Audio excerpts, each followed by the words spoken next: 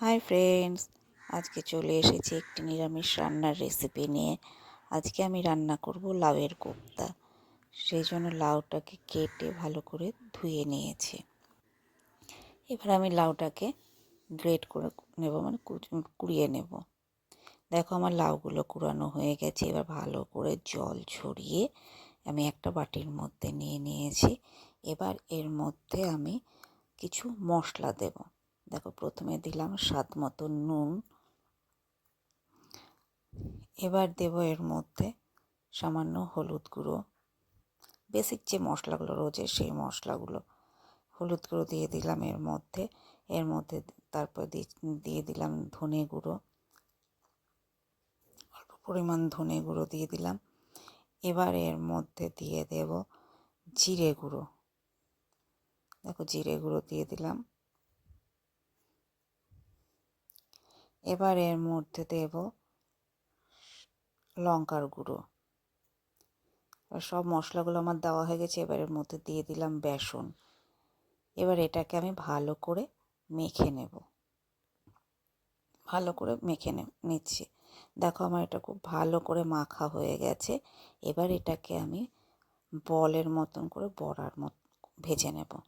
দেখো, কড়াইতে তেল গরম করে আমি ওই বড়াগুলো এর মধ্যে একটা একটা করে দিয়ে দিচ্ছি।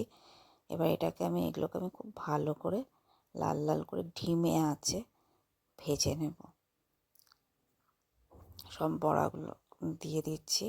দিয়ে দেওয়া হয়ে গেলে এবার এটাকে আমি ভেজে নেব।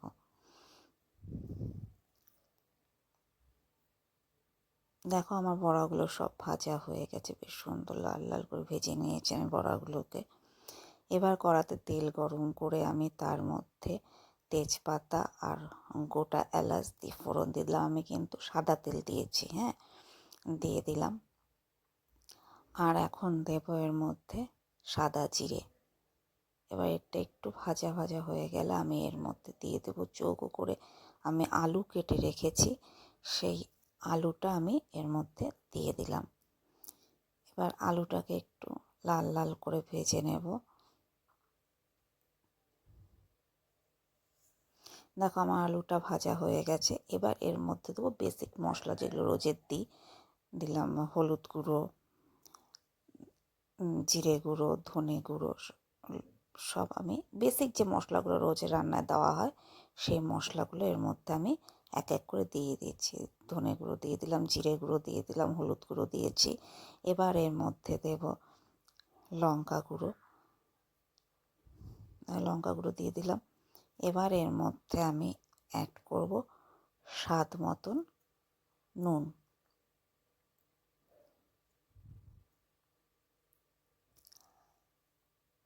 এবার এটাকে একটু ভালো করে আমি ভেজে নেব। অল্প একটু জল দিয়ে দিলাম।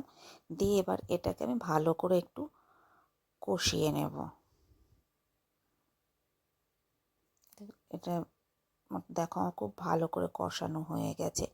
এবার এর মধ্যে দিয়ে দিলাম কাজু, কাঠবাদাম, আদা, লঙ্কা, কিশমিশ সব আমি একসঙ্গে পেস্ট করে রেখেছিলাম। সেই পেস্টটা আমি এর মধ্যে দিয়ে দিলাম। আর একটু ওই মিক্সি ধোয়া জলটা এর মধ্যে দিয়ে দিলাম। এটা ভালো করে এবার এটাকে মিশিয়ে নেব। মিশিয়ে নিয়েছি। এবার এটাকে আমি মিডিয়াম আঁচে ফুটতে দেবো। ঢাকা দিয়ে দিলাম। এবার একটু মিডিয়াম আঁচে ফুটতে দেবো। দেখো, আমার এই মশলাটা খুব ভালো করে ফুটে উঠেছে। আর দেখতেও পাচ্ছ পুরো তেলটা ছেড়ে দিয়েছে। মশলাটা কষানো হয়ে গেছে। দেখেছো, খুব সুন্দর করে মশলাটা কষানো হয়ে গেছে।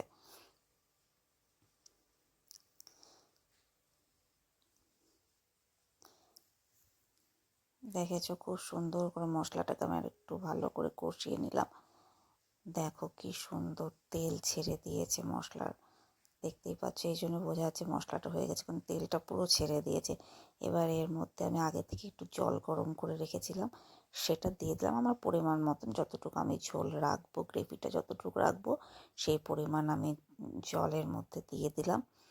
এবার আমি এর মধ্যে অ্যাড করব স্বাদ মতন চিনি। স্বাদটাকে ব্যালেন্স করার জন্য আমি এর মধ্যে একটু চিনি দিয়ে দিলাম। এবার এটাকে আমি চাপা ঢাকা দিয়ে দেব একটু ফোটার জন্য।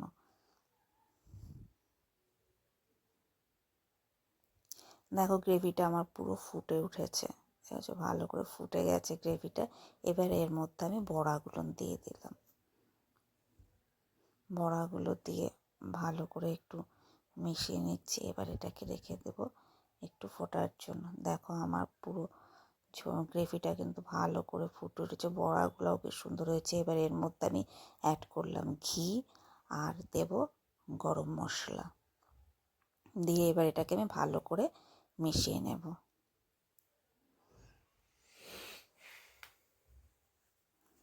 দেখো ফাইনালি রেডি আমার লাভের কোপ্তা। দেখতেও খুব সুন্দর হয়েছে। তা তোমাদের রেসিপিটা কেমন লাগলো অবশ্যই জানিও। যদি ভালো লেগে থাকে তাহলে একটা লাইক, একটা কমেন্ট করে দিও। আবারও আসবো নতুন আর একটা কোনো রেসিপি নিয়ে। চলো তাহলে আজকের মতন টাটা।